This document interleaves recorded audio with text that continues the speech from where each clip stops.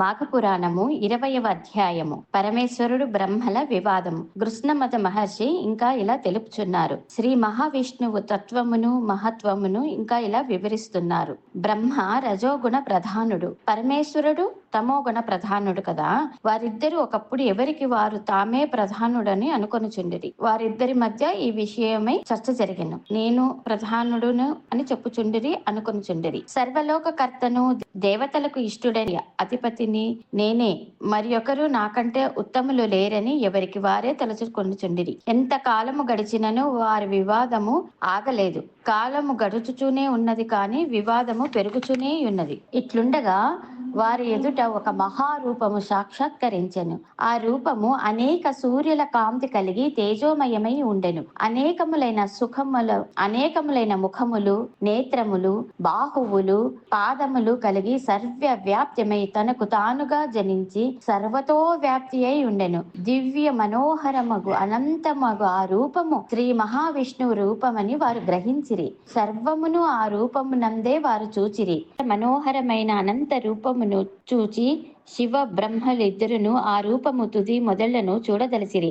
ఆ రూపం యొక్క ఆద్యంతములు నెరిగిన వారే తమ ఇద్దరిలో ఉత్తమములని తలిచిరి. ప్రయాణము సాగించిరి. 4 దిక్కులను క్రిందను పైనను చిరకాలమును సంచరించిరి. ఆ రూపమునకు మొదలు కాని చివరి కాని చూడలేకపోయిరి. తామిద్దరమును దానిని కనుగొనుటకు అశక్తులమని గమనించిరి. ఆ పురుషుడే జగత్కర్త, సృష్టి స్థితి లయాత్మకమైన కాలస్వరూపుడు, గుణాధికుడు, గురువు, రక్షించువాడు, సర్వేశ్వరుడు, స్వయం ప్రకాశుడు, సర్వ ప్రాణులయందు నివసించువాడు, సర్వ ప్రాణులను తన యందే నిలుపుకొనువాడు.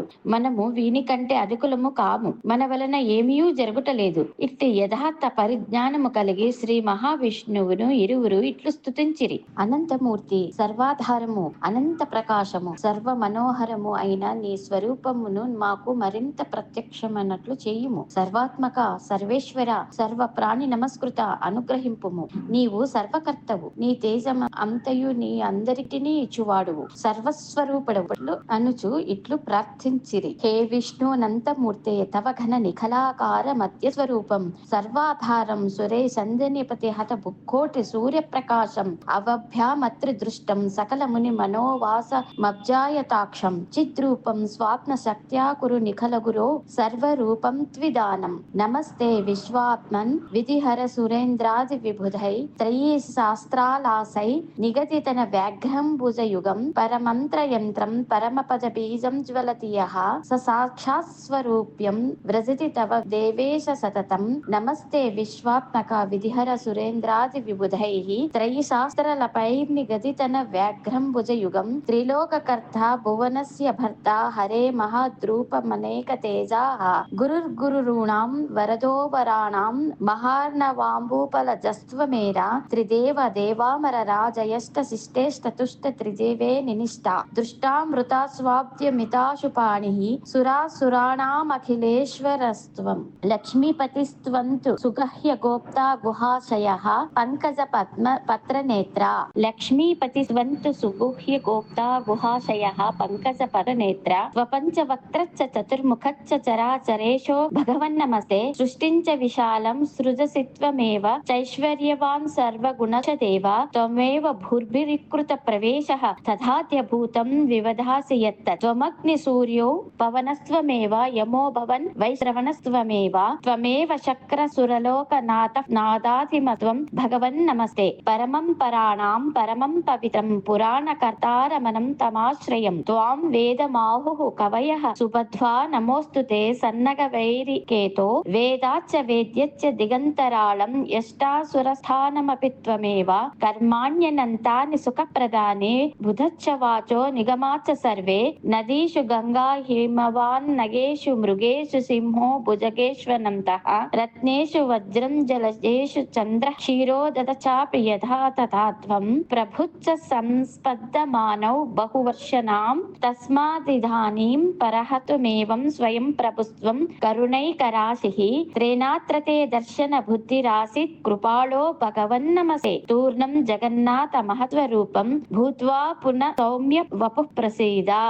ఇట్లు పరమేశ్వరుడు బ్రహ్మ చేసిన స్తుతిని విని శ్రీ మహావిష్ణువు ప్రసన్నుడై సహజమైన సౌమ్య స్వరూపముతో ఇట్లనిరి: బ్రహ్మేశ్వరులారా, మీరిద్దరను చిరకాలము వివాద పడుచుండుటచే మీ వివాదము నిలుపుటకే నేను ఇట్టి విరాట్ స్వరూపమును ప్రదర్శించి తిని, మీరును నా విరాట్ రూపమును గమనించి నశక్తులై మానసిక వికారమును విడిచి ప్రశాంత బుద్ధులై నన్ను స్తుతించితిరి. ఆ వివాదము ఎవరునూ పరిష్కరింపలేరు. సత్వరజస్తమో గుణములు ప్రకృతి వలన కలిగినవి. ఆ గుణములకు లోబడిన వారికి యథార్థము తెలియదు.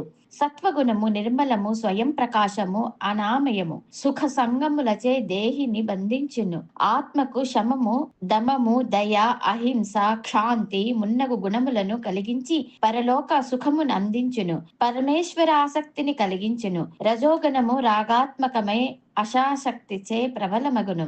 జీవికి కర్మాసక్తిని కలిగించును. అనగా పరమాత్మ స్వరూప జ్ఞానమును కప్పి ఇహలోకమునకు చెందిన ప్రయోజనములను కలిగించు పనులయందు ప్రవర్తింపచేయును. తమోగుణము అజ్ఞానముచే కలుగును. ఇది జ్ఞానమును పోగొట్టి మోహమును పెంచును. దీనిచే పరమాత్మ జ్ఞాన వెనుకబడును.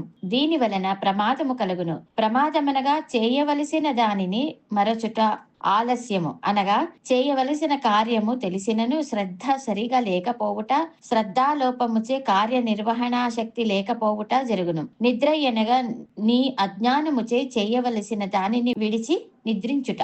కావున ప్రమదాలస్య నిద్రలు తమోగణ జనితములు. జీవగుణ త్రయ బ్రద్ధుడు కాక పరమాత్మ చింతన చేసిన మంచిది. నేను దీనిని పొంది తిని, దీనిని పొందగలను, నేను చేయగలను, నాకెవరును సాటి. ఇట్టి బుద్ధి, ఆలోచన రజస్తమ గుణముల ప్రభావము. మీకును ఈ గుణ ప్రభావము వలన వివాదము కలిగి పెరిగినది. మొట్టమొదట నంతియు చీకటిగా నుండినది. పంచభూతములు అప్పటికే ఏర్పడలేదు. అప్పుడు నేను సృష్టి చేయుటకై మొదట బంగారపు ముద్ద వలనుంటిని. తరువాత అవయవములు ఏర్పడినవి. తరువాత మన ముగ్గురము ఏర్పడితిమి. మనము ముగ్గురము సృష్టి స్థిత లయములకు కర్తలమైతిమి.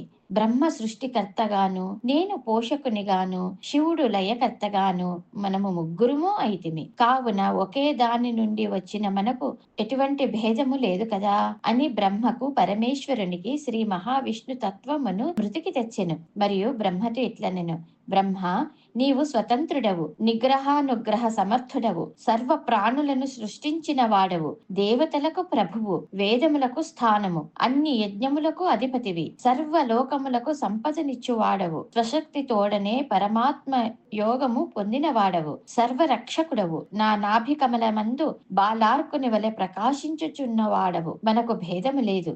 ఏకత్వములో నున్న నేనే అనేకత్వము పొంది తిని. మనమిద్దరం ఒకటే. నీవును నా వలనే సమస్త దేవతలకు పూజనీయుడవు అని బ్రహ్మ మనసుకు నచ్చినట్లుగా తత్వమును బోధించెను అని కృష్ణమద మహర్షి జహ్నుమునికి విష్ణు సర్వ వ్యాపకత్వమును వివరించెను.